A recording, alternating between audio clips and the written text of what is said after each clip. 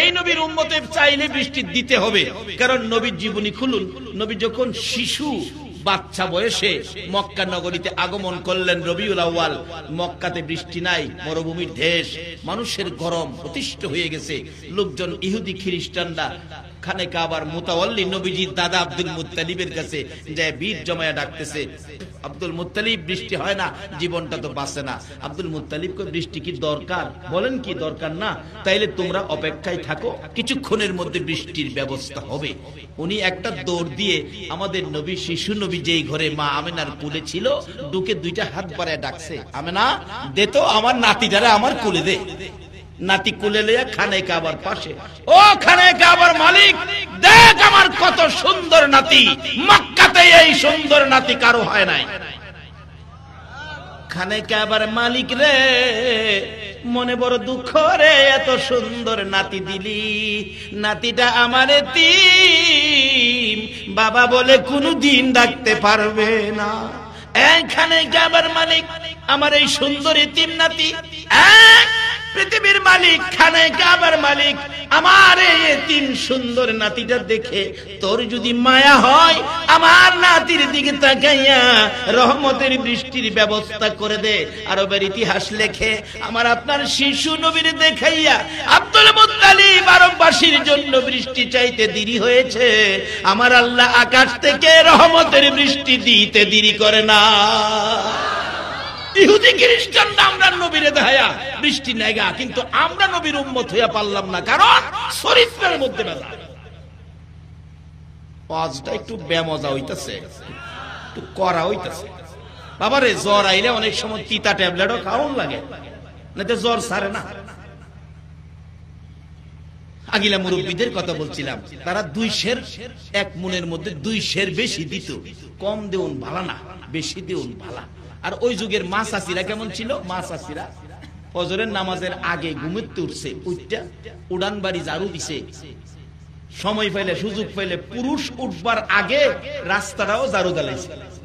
আমার মারে দেখছি, মার সাথে গেছি, সাথে ছোট্ট তো মা ওইটা গেছে, পিছিয়ে পিছিয়ে গেছি, জিগাইছি মা উড়ান বাড়ি ঝাড়ু দিছে ভালো কথা, রাস্তা ঝাড়ু দেও কিনলে গিয়া? মা কইতো পুত্রে কত মানুষ রাস্তাটা ঝাড়ে বাবা, একটা আল্লাহওয়ালা অদসাইতারে আইটা।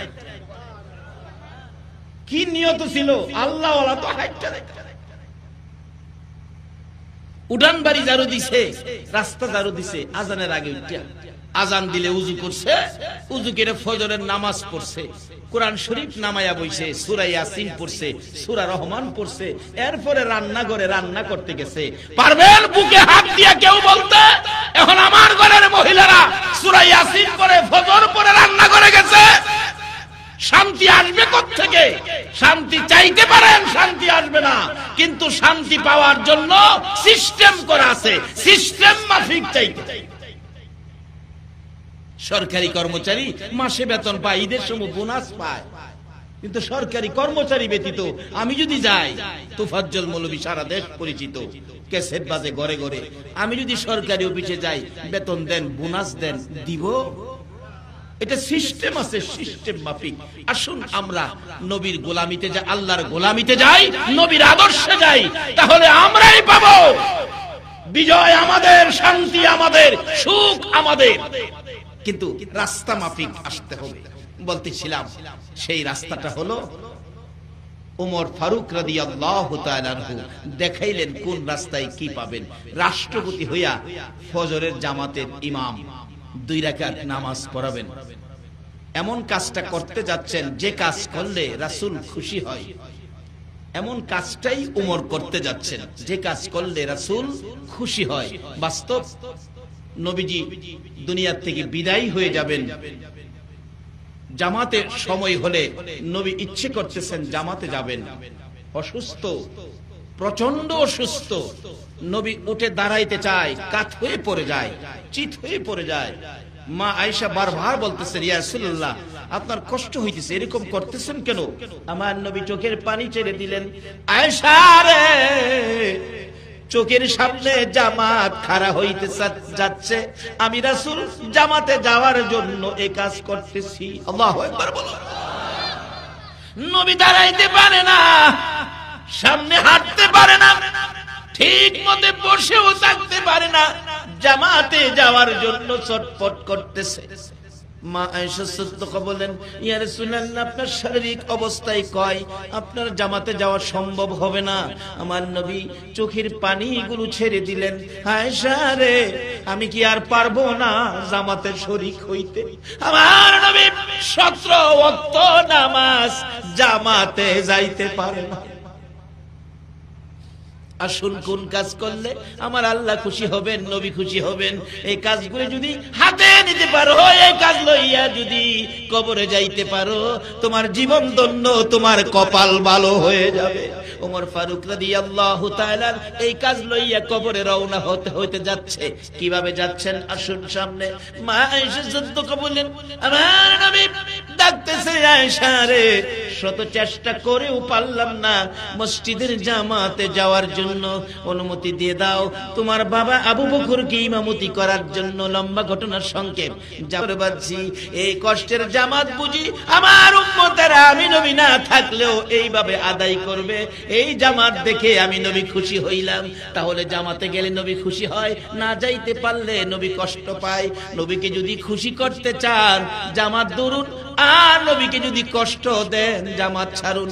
বলুন, নবীকে কষ্ট দিলে আমার আল্লাহ খুশি হবে না বেজার হবে? আমার নবী এইভাবে বুঝাইলেন কোন কাজে আমার নবী খুশি হবেন, ওই কাজটাই করতেছিলেন ওমর ফারুক রাদিয়াল্লাহু তাআলা।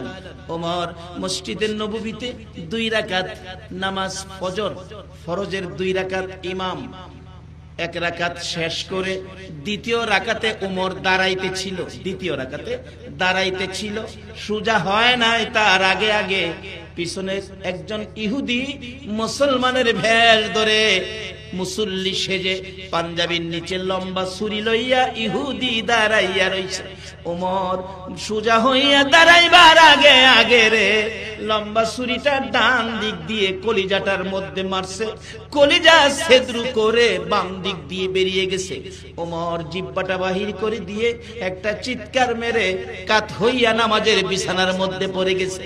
শক্তিশালী পুরুষ, রক্ত বাহির হইয়া মসজিদের নববীর ফ্লোর লাল লাল হয়ে গেছে, মুসল্লিদের পায়ের নিচে রক্ত গিয়ে বেসে গেছে। মুসল্লিরা নামাজ ছেড়ে চিৎকার মেরে কাঁদতেছেন, কার রক্ত রে? মসজিদে নববী লাল করে দিলে। ওমরের ছেলে আব্দুল্লাহ মিম্বরে দাঁড়াইয়া ডাকতেছেন, দরজা বন্ধ করেন, আমার বাবাকে ছুরি মারছে, আমার বাবাকে সর্বনাশ করেছে, আমি আর বাবা বলে ডাকতে পারবো না, আপনারা দরজা বন্ধ করেন, প্রতিশোধ নেব, বিচার করব কে আমার বাবাকে সর্বনাশ করেছে। ওমর ছোট্ট ছোট্ট সুরে ডাকতেছে, আরে আব্দুল্লাহ, প্রতিশোধ নয়, ও আব্দুল্লাহ, বিচার করতে হবে না, আমাকে যদি খুশি করতে চাও প্রতিশোধ নয়, বিচার নয়, একটু কাছে আসো। কি বাবা, কি করলে খুশি হইবা?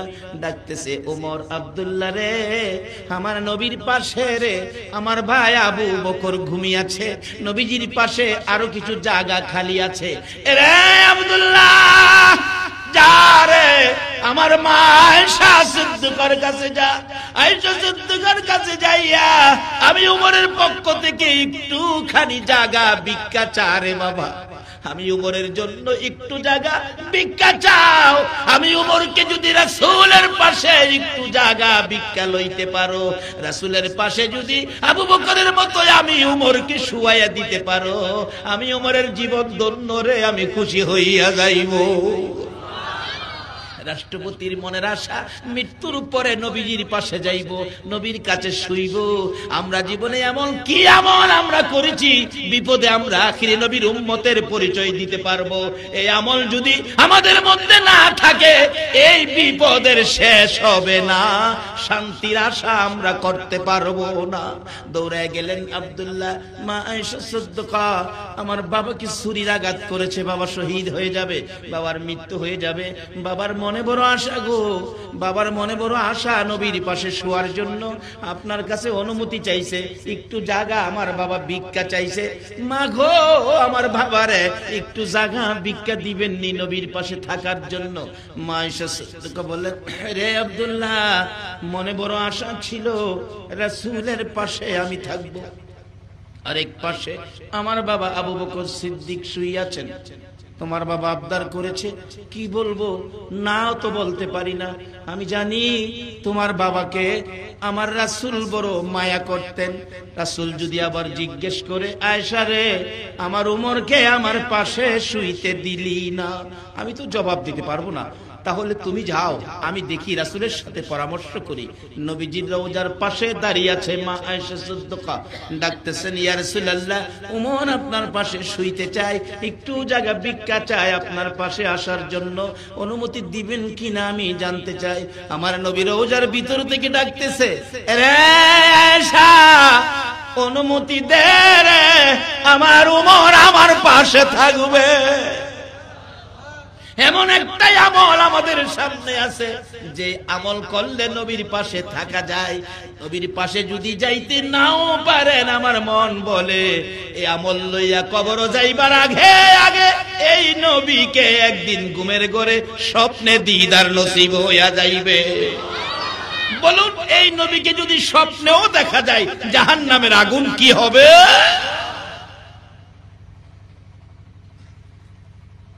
উমর ফারুক রাদিয়াল্লাহু তাআলা জ্ঞানহারা হয়ে গেছে, চোখ খুলে না, কথা বলে না, দৌড়ে গেছেন খবর নিয়ে।